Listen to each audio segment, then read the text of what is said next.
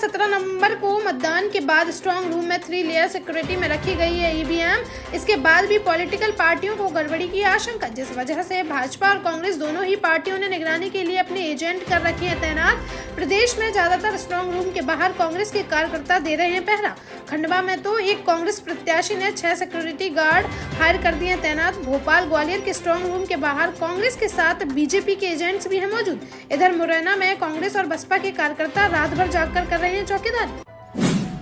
बुरहानपुर में करीब 1,500 किसानों ने राष्ट्रपति से मांगी सामूहिक आत्मदाह की अनुमति, जहां जिले के खकनार तहसील के 3 गांव पांगरी, बसाली और नागझीरी के किसान गुरुवार को हुए एकत्रित और राष्ट्रपति के नाम सौंपा ज्ञापन, जिसमें उन्होंने कहा कि पांगरी सिंचाई परियोजना का काम बिना मुआवजा तय किए होता है शुरू, तो वह सामूहिक रूप से करेंगे आत्मदाह।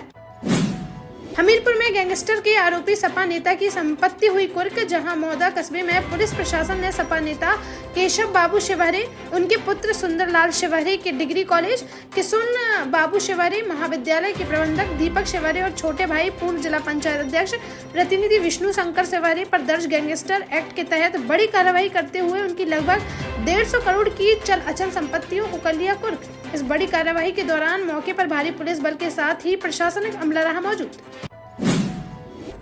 झांसी के हसारी में बीती रात बदमाशों ने एक वकील को मारी गोली, जहां जानकारी के अनुसार प्रेमनगर थाना क्षेत्र अंतर्गत पुलिया नंबर 9 निवासी 32 वर्षीय अधिवक्ता देवेंद्र यादव अपने दोस्तों से मिलने के लिए बीती रात गए थे हसारी।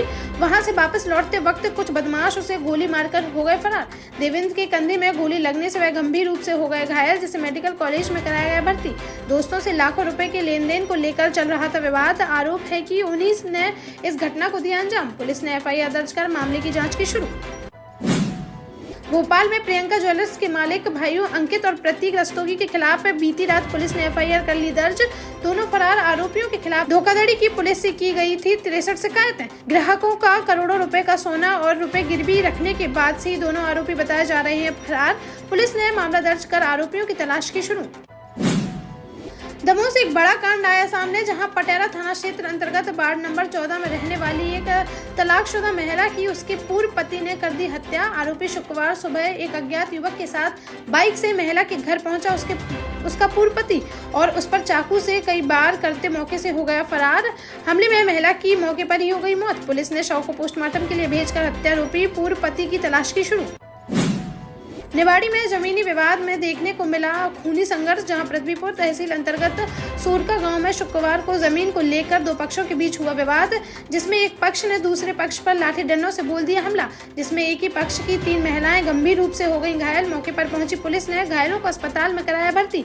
वहीं पीड़ित पक्ष की तहरीर के आधार पर मामले की जाँच की शुरू।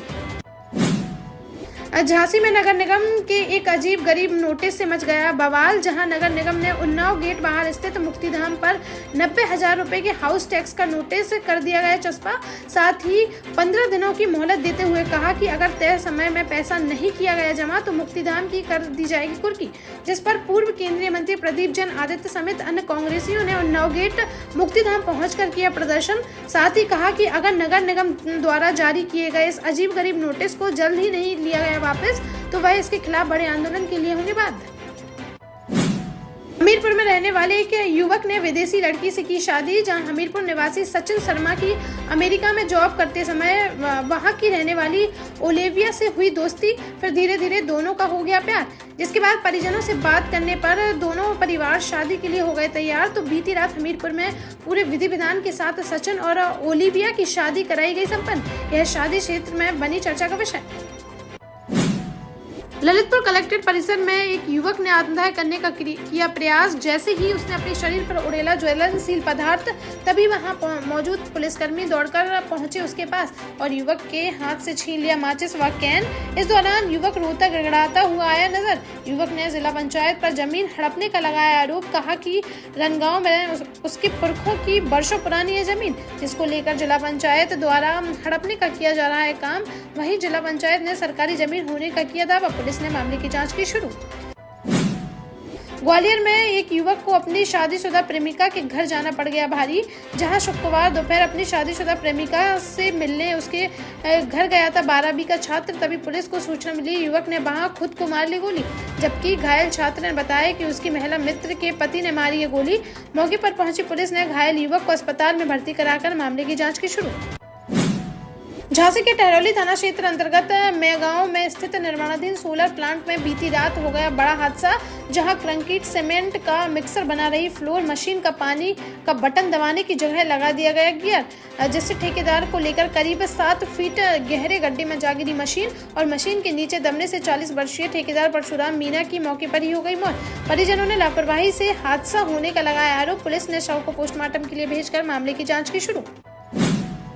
उत्तर प्रदेश की योगी सरकार ने त्योहारों को लेकर लिया बड़ा निर्णय, जहां सीएम योगी आदित्यनाथ के निर्देश पर यूपी में 25 नवंबर को टीएल वासवानी की जयंती पर मास्क की दुकानें रहेंगी बंद।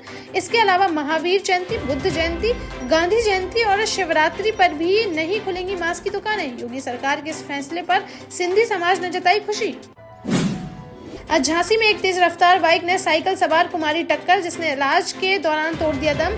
जानकारी के अनुसार पूंछ थाना क्षेत्र अंतर्गत बावई गांव में रहने वाले 50 वर्षीय महेश्वरी कुशवाहा गुरुवार को गन्ना खरीदने के लिए जा रहे थे बाजार। तभी सामने से तेज गति में आ रही बाइक ने उनकी साइकिल में मार दी जोरदार टक्कर, जिसे घायल अवस्था में मेडिकल कॉलेज में कराया गया भर्ती। शुक्रवार सुबह इलाज के दौरान उसकी हो गई मौत। परिजनों ने लगाया आरोप कि बाइक चालक के परिजन अस्पताल आकर छुड़ा ले गए जांच रिपोर्ट और अन्य कागजात। शव को पोस्टमार्टम के लिए भेजकर मामले की जांच में जुटी पुलिस। देश का जाना माना सैनफिन ग्रुप आपके लिए फिर लाया है झांसी में वास्तु के हिसाब से फ्लोर प्लान सहित एक शानदार टाउनशिप, जिसमें सुरक्षा की दृष्टि से सीसीटीवी, एक ही ग्रैंड गेट से एंट्री और एग्जिट, चौड़ी सड़कें, parking, car wash area, senior citizen and international fountain parks, swimming pool, gym, badminton, tennis आदि courts, school, hospital, shopping mart आदि कई सुविधाएं। इसीलिए तो हम झांसी में लोगों की पहली पसंद। 12 साल पहले अपने स्टार्टअप के साथ ही योग्य नेतृत्व, अनुभवी टीम और सक्षम सेंट्रलाइज और उत्तरदायी प्रबंधन के बल पर सबको घर गुणवत्ता के साथ समय पर घर की योजना के तहत सैनफिन समूह ने बहुत ही कम समय में 1500 से ज्यादा यूनिट्स को दिया है कब्जा। समय पर डिलीवरी से हमारे ग्राहकों में बड़ा है विश्वास और मिली है संतुष्टि। सैनफिन समूह ने बहुत कम समय में Sanfin Ashok city, green homes residency, green homes city, Sanfin Ashok valley, Delhi public school, Sanfin शाखा, केन सैनफिन अस्पताल सहित कई अन्य परियोजनाओं के साथ नई झांसी के निर्माण में स्थापित किया है एक बड़ा मुकाम। तो आप भी आज ही आइए अपने परिवार के साथ और कीजिए अपने सपने साकार।